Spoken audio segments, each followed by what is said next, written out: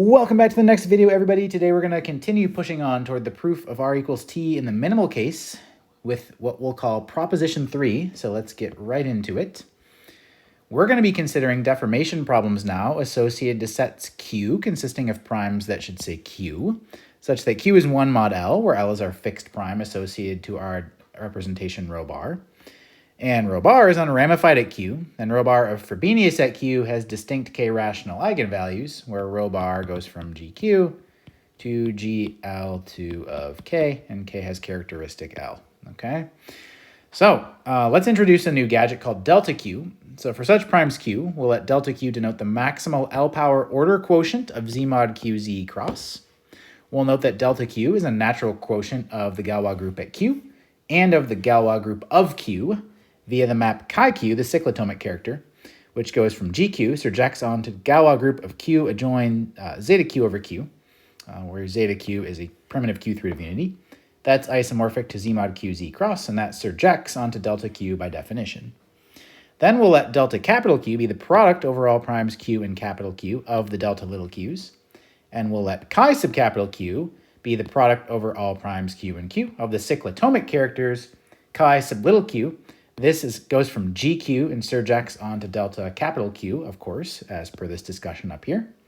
And we'll let A sub Q denote the augmentation ideal of the group ring O kind of bracket delta Q, okay? So you can note that O bracket delta Q is isomorphic to O double bracket SQ, where SQ is kind of, there's like one SQ variable for each Q and Q, mod the ideal generated by the 1 plus SQ to the cardinality of delta Q power minus 1, where this runs over all Q and Q. So let me explain that. There's a map going right to left that just sends SQ to bracket GQ minus bracket 1, where bracket GQ generates delta Q, and bracket Y just means think of Y in delta Q as living in the group ring O delta Q, okay?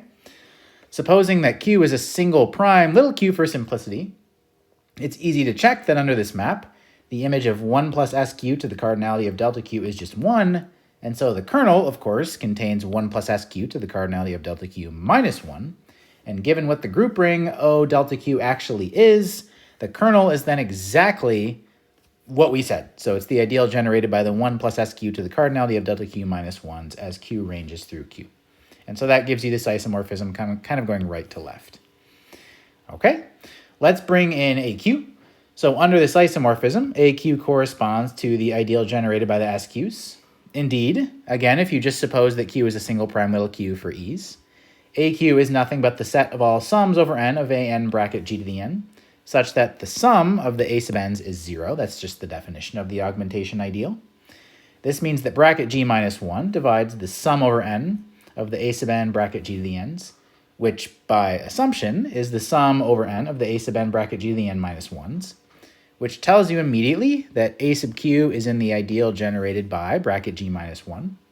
The reverse inclusion, though, is clear. That's unwinding definitions. And so you find, as I just said above, that AQ corresponds to the ideal generated by the S sub q's under the isomorphism above, as I claimed. All right? So we're going to need a very crucial lemma now. For each q and q, choose an eigenvalue alpha sub q of rho bar of Frobenius at q, and denote by beta sub q the other eigenvalue that you didn't choose. Lemma, if q is in big Q, then the universal type Q deformation rho uq restricted to the Galois group at Q is conjugate to a matrix of the form xi0, 0, epsilon xi to the negative first, where epsilon is the L-adic cyclotomic character, and xi is some character, such that xi bar of Frobenius at Q is this alpha Q we chose up here. Okay? So let's prove this. Let F in the Galois group at Q be a lift of Frobenius at Q.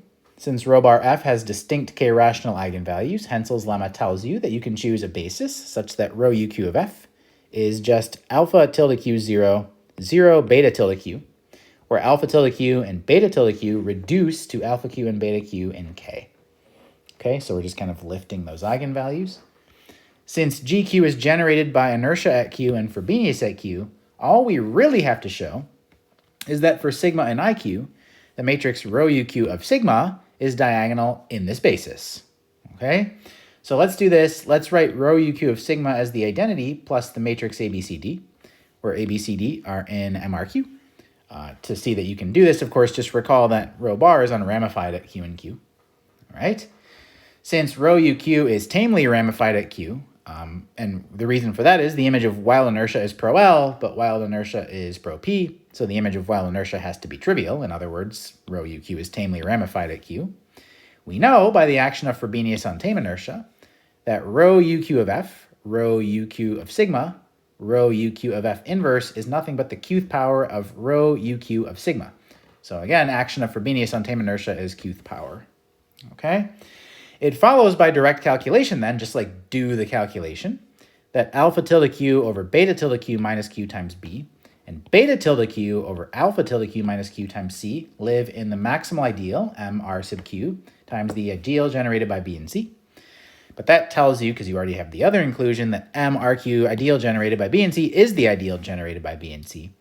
That's prime territory to use Nakayama's lemma, which tells you that b and c have to be 0, which is exactly what I was claiming. Okay, we're diagonal with respect to this basis if we're in inertia. Okay, so that proves the lemma. Now let's use the lemma to get kind of a key proposition we're going to need, which we'll call proposition 3. First, a little bit more setup. Let's let C sub q capital Q denote the character Xi from GQ to RQ cross from the conclusion of the lemma. So that's this character right here. Okay. The restriction of that character to inertia at Q factors through chi sub Q. Okay. Let C sub capital Q denote the character from GQ to RQ cross, which is unramified outside the primes of capital Q, and which, when restricted to inertia at Q, is just this character C sub Q capital Q for each Q in capital Q. Then C sub Q, of course, factors through chi sub capital Q, given that the same is true of C sub Q capital Q. Okay, so we're going to need to regard, for the next proposition to make sense, R sub Q as an O delta Q algebra. So how do we do this? Well, RQ is naturally an O algebra already, so we just need to specify the ring homomorphism uniquely determined by a choice of group homomorphism from O bracket delta capital Q to RQ cross. But see, by what we just got done talking about up here, CQ is F composed chi Q for some unique F from delta Q to RQ cross. And so F gives RQ the required structure associated to C sub Q. It turns out, though, that really to make RQ to TQ an O bracket delta Q homomorphism, which we're going to need it to be, we really actually want to give RQ the structure of an O delta Q algebra via the map F to the negative second associated to C to the negative second sub Q. So this is kind of a technical point.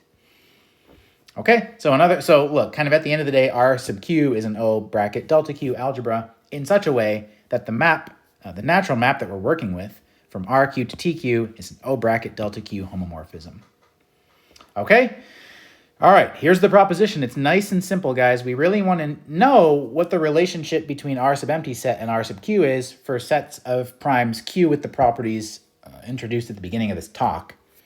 So proposition 3, there's a natural surjection from RQ to R empty set, first of all, and its kernel is nothing but AQRQ. So the augmentation ideal is kind of the kernel of this map.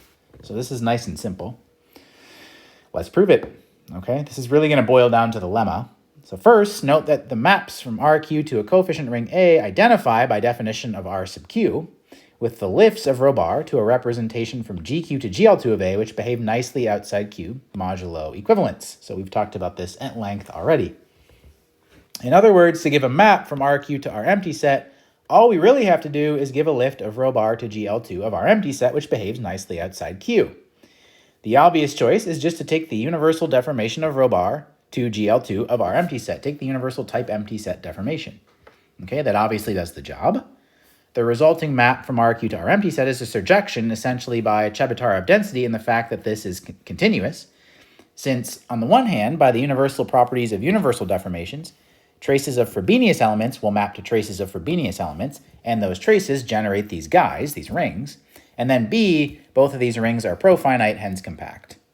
So that gives you a surjective map from RQ to R empty set as promised. Why is the kernel AQ? Let's check that. First of all, A sub q is generated by the values of CQ minus 1 because we have an O bracket delta Q algebra map from O bracket delta Q to RQ, sending elements x in delta Q to CQ to the negative second of sigma in RQ, where sigma satisfies the property that chi q of sigma equals x. Okay, that really tells you that AQ is generated by the values of c to the negative second sub q minus 1, but guess what? The values of chi q are just L power roots of unity. So the set of values of cq minus 1 and c to the negative second q minus 1 are just the same. Okay, so we can drop the negative second. Remember, that was kind of a formality to begin with to guarantee a certain nice structure of the map from RQ to our empty set. Okay, so what we really have to do then is show that the kernel of the natural surjection from RQ to our empty set is actually generated by these values, because the thing generated by these values is AQ, and that will show that this kernel is AQ. All right. So let's prove this. Let rho be some deformation of rho bar to some coefficient ring A with minimal ramification. So it's like a type empty set deformation. Then rho is also a type Q deformation of rho bar, like a priori, okay? So it comes equipped with a map from F from RQ to A, as we just got done talking about, and as we've known since like chapter 8, okay? Since rho has a minimal ramification, F maps rho Q of G to the identity for any G in inertia at Q for any Q in Q. Okay. By the lemma we just got done proving, this condition implies that F maps every value of chi sub Q to 1.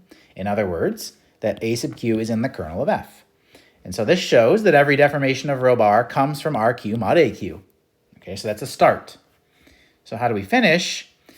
In the same way, you can use the lemma in literally almost the same argument to show that the image of rho UQ in RQ mod AQ is a deformation of minimal ramification. And if you put all this together, the upshot is the following. It really just says we have a surjective map from homomorphisms from RQ mod AQ to A to the set of minimal deformations of rho bar and A, I guess maybe mod equivalents. Okay, and what's the map? It's just given by push forward with the usual universal categorical diagram. Okay, and so what are we really trying to show? We're trying to show this map is injective. Okay. But that's trivial because this map is really just the restriction of the map from homomorphisms from RQ to A to type Q deformations of rho bar and A. Okay, so again, just restrict down to this quotient. Okay, and then minimal deformations of rho bar and A are type Q deformations. Okay, but we already know this is injective, right? We just got done talking about it. Like these maps here are the same as these deformations, and these deformations are determined by these maps and vice versa. Okay. Okay, well, the restriction of an injection is an injection, so we're done. This is a bijection, and that's exactly what we're trying to prove, more or less. Okay. So that tells you that this guy is really just kind of our empty set. All right. So I think that's it. That's the end of proposition 3. I think we got, I don't really remember, 1 or 2 more propositions, and then we'll actually be able to prove R equals T in the minimal case, although there is certainly quite a bit of work to be done before we can do that. So we'll start that work next video. Thanks for watching, and I'll see you then.